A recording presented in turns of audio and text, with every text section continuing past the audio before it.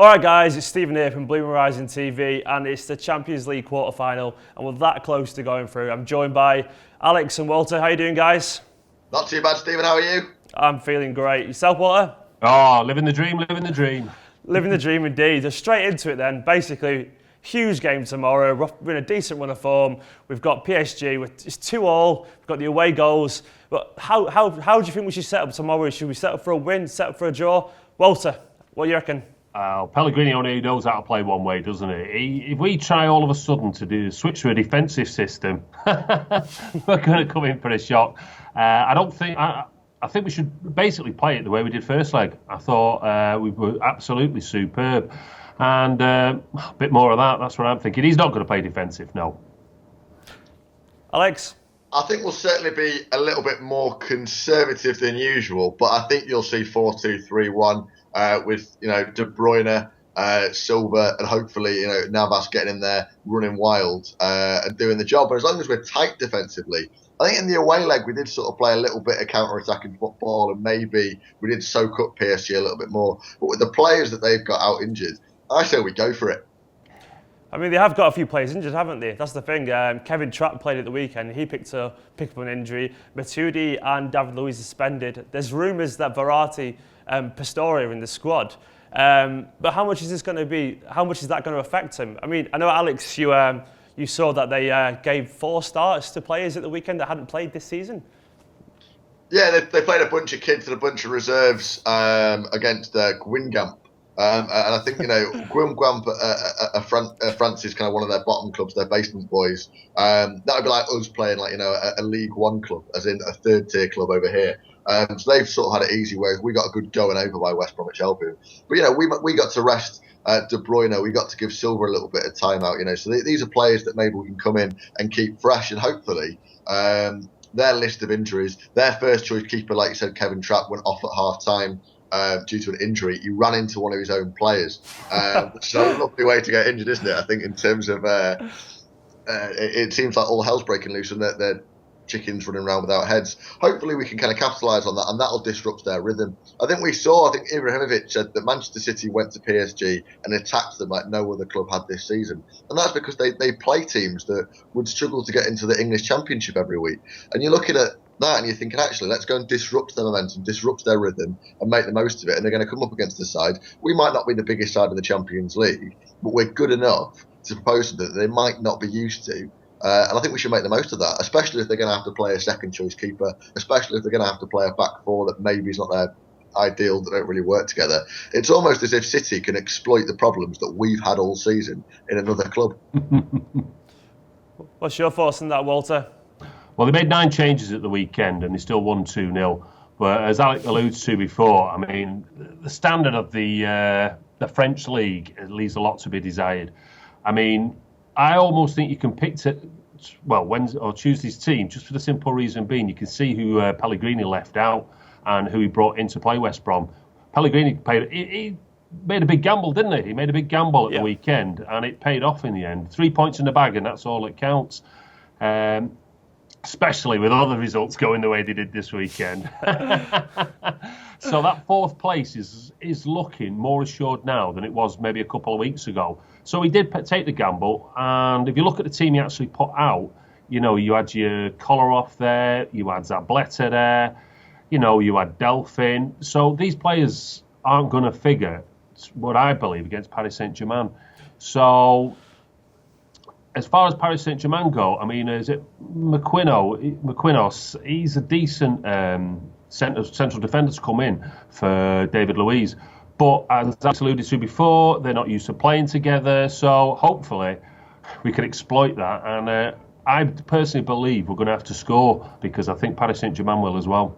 Yeah, I'd go along with that too. But I mean, it's good. The good thing, I remember last week, Walter, you mentioned that winning breeds success. I mean, the good thing about us at the moment is that because we've got the Premier League and it's tough and we're still in the race for 4th, is we're constantly focused at the moment. And obviously our form is quite good for giving everything. We've won 2 in the row in the league, first back-to-back to win 6th October.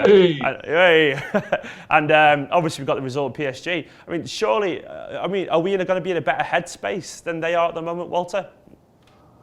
Well, there's two ways of looking at it, isn't there? I mean, for the simple reason being, you mentioned that we're focused and we're battling. We become sort of battle-hardened after a while, hopefully, with this running coming and playing in Paris Saint-Germain as well. Paris Saint-Germain dropping 9 players, then having to pick up form afterwards. It can go one of two ways, but I can tell you which way I want it to go. Alex? I think in terms of being in a better headspace, I don't think anyone's in a headspace as good as Zlatan Ibrahimovic. I don't think not playing at the weekend will affect him at all. And I agree with Walter as well a moment ago. I think we are going to have to score at some point.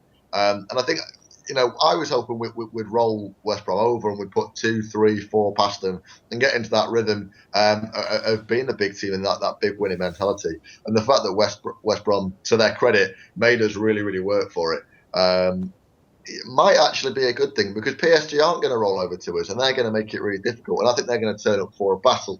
And I think that, the first leg, as last season against Chelsea is a classic example of that they've got it in them to play dirty. They've got it in them to run around and get into the dirt and dig their heels in and kick and scream and make a big fuss. We got a little glimpse of that in the first leg, but I think they consider themselves favourites. I'd go as far as to say, I know Pellegrini said that we're not the favourites, but let's face it, we are. 80% of teams go through from this point. 80% of teams who draw away from home in a score go through in the Champions League. So we are the favourites statistically. And I think PSG we're going to see that dark side of PSG. And you look at West Brom, Tony Pulis, he's a master of making it difficult for you. And I might just be the perfect warm-up for what is going to be one of the toughest games in City's history, I think, Tuesday night. Yeah, I mean, I'd go along with that. I think sometimes you need to kind of come through something like that to get yourself together as a team. I mean, let's actually go onto the team now because there's a few talking points within that whole section as well. I mean, I think we'll all agree that England's number one, Joe Hart, starts in goal. But it's that centre-back where there's a few questions. I mean, there's rumours that Otamendi's touch and go, but Pellegrini's come out and said that he's going to let Vincent Kompany basically decide if he's fit enough to play. I mean, what's your take on that, Walter? Well, if Big Vinny now is past 30, if he feels fit enough to play, I'd leave it down to the player myself.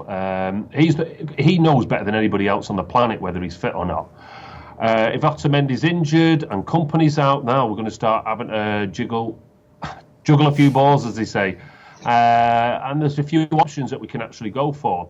I'd be tempted. I mean, people talk about moving Sanya in and playing Zabletta. I don't fancy Zabletta playing against these speed merchants.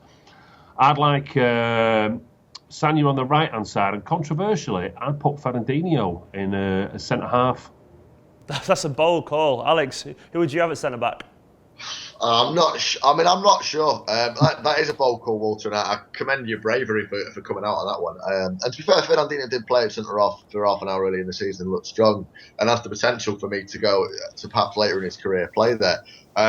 Whether now throwing him in at the very deep end with PSG in such an important game, I'm not sure. Personally, I think Otamendi and Mangala would be my first choice. I had a look on Physio Room this morning, and Otamendi does look like he might be fit to play. Although that said, I am speaking before Pellegrini's press conference, so he might be declared unfit. If Otamendi and Mangala, I'd play Otamendi and Mangala. I think they looked pretty tight at the weekend. I think they looked all right, bar the one slip up against PSG. And I think if Kompany's only 3/4 fit, I'd rather play a fully fit Otamendi. I know that's sacrilege, and I know all season I've said that Kompany should play over everyone else, and maybe I've been a bit hypocritical, but for me, Otamendi and Mangala are our first choice. Bringing Sanya in at centre-half, I've seen a few people say that in the comments. I'm not convinced. He's not played centre-half for years. And I don't think, again, throwing him in the deep end against PSG, not a fan of that. All right, let's go Sanya at right back and presume Otamendi and Mangala make it, because I think that's going to be a sensible choice. At left back, can anyone see Pascal Clichy? No. Nope, that's it. See you later, Alex. Alex Kolarov, not our Alex, obviously. Alex can stay. He's a good one. Another big one as well is Yaya. So obviously we're in form. Against PSG, the setup we had, it worked. Do we bring Yaya straight back into the team, Alex? Yes, I think Yaya's made a massive impact coming off the bench. Looks really, really excited, looks really interested, and I think he loves big games. And I think when you've got Yaya Toure, somebody who could score from 30 yards, somebody who could just rip a hole in that PSG back four, why would you turn him down? Big fan of Fernando. I think he's had a good season. Big fan of Fabian Delph, but Yaya Toure's on another level, isn't he? And I think if you've got the chance to play Yaya Toure, he gets on my team sheet. Yaya Toure in. Well, do we play two either side of Yaya? I mean, or is it going to be just the one of Fernando or Fernandinho alongside him, Walter? What do you think? I'd put the two in. I'd have because for all his faults, Fernando, he's our bit of dirt on the pitch. He's the one that goes around sticking the boot in. I'd actually play Fernando. I also think fair play to Fernando in the second half of the Paris Saint-Germain game. Because a lot of players, their head would have just completely gone after such a stupid mistake. And he managed to hold it together. And I thought he had a fairly decent second half. But I'd be also looking at playing Fernandinho. And I'd look at trying to just shore up that middle of the park by playing Yaya as well. Yeah. So that's the format. I'd play the three in the middle. Because if you're playing two in the middle and Yaya's one of them, I'm sorry, we're going to get rings run round us. Yeah, I'm tempted to agree with that. I mean, it's a shame to bring De Bruyne away from the number 10 role, but given the fact that we've got that lead and that kind of advantage at the moment, I think the two Ferners alongside Yaya makes sense. I mean, I guess Alex, it's going to be Silva and De Bruyne. Do you reckon? Yeah, I think so. I think David Silva's the only doubt in that three. Yeah, I can put Yaya at 10 for the reason I just said. You know, he's the one who's going to make a hole. He's going to score from 30 yards and score your winner. So Yaya, sorry, at 10. I think Fernandinho has to play. He's been exceptional all season. No need more said there. And Fernando, I love your bit of dirt on the pitch. I think these people give Fernando stick. And do you know what? That dodgy refereeing this weekend was one of the best things for Fernando because you saw more passion out of him in the 90 minutes than you saw all season. And one of my favourite moments this season was Navas getting his boot studied by Craig Gardner. And 5 minutes later, Fernando went over to help his mate out and cut Craig Gardner in two. And it was just a lovely moment watching Fernando, who I thought was this sort of quiet lad. I didn't have much to say, going giving it Craig Gardner. So for me, that what earned Fernando. That little bit of passion, that's the difference in these big games. Fernando in. So, do you think Silva's a doubt then, Alex? Just from what I'm reading around, I mean, I was saying on the Team News reaction that I just thought Silva had been rested. I didn't realise that on Saturday's morning papers, his injury and he needs an operation. And he needs an operation. In the summer, and it's just sort of being prevented. Yeah. I would love Silva to play. I think even if Silva is 75% fit, I think he's still one of our best options. And he's sort of, he weaves in and out. His silky football is what we want. Sammy and Ansbury for me is going to be a big miss. I think he's the sort of player who could do really well. And the best player who fits into that mould is David Silva. So if he's fit, I'd certainly have a little bit of David Silva. Let's go with Silva, De Bruyne, because I reckon if Silva's even got the smallest chance of making it, I think he will do. And Walter, can you really see past Sergio up top? You can take that as a complete no. I mean, I also like the idea of Silva because I think De Bruyne's game actually rises, and so does Yaya when Silva's there. Them three can cause absolute havoc. Yeah. And with Sergio running on, no way can you see past him. We're certainly not starting Bonnie, that's for sure. That's good enough for me. I mean, obviously this team may change with injuries, but as far as I'm concerned, that's a team that's going to get us through. I think we could be waking up on Wednesday morning in the Champions League semi-finals. Walter, do you think we're going to do it?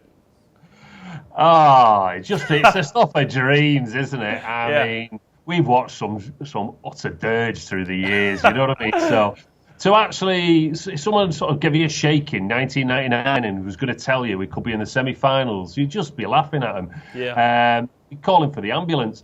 So can we do it? Of course we can do it. Will we do it? I think Paris Saint-Germain are going to bring a lot to the table. I think we give them a little fright and a scare. So I'm hoping. Go on. Score prediction, Walter. A score prediction. What would I be going for? 3-2 City. Alex, your score prediction, and can we do it? I'm going to say 1-1 City. It's going to be horrible to watch. It's going to be a nightmare. And I tell you what, it's like Walter said, it's the stuff of dreams. And I went to school with loads of plastic Liverpool fans, loads of plastic United fans. And I used to get a stick week in, week out because we would always sit down the bottom of the table. And I tell you what, Wednesday morning, I'm signing up to friendsforunited.com because I've got some stick to dish out. I think we will do it, and it's weird because we're City and we're never confident. Well, it looks good, and for that reason, that's probably why we're going to get beat. But no, it's I think we're going to do it, and I think this is our year, and I think it's something that it's going to be a really special week for Manchester City. Do you know what? I agree. I think we're going to do it. I think the stars are aligning for once. We're in decent form. Fernando's up for it, which is all that matters. And I think we're going to do it. What do you reckon, Blues? Did you enjoy the video? If you haven't already, drop a like on the video, subscribe below, and we'll see you soon.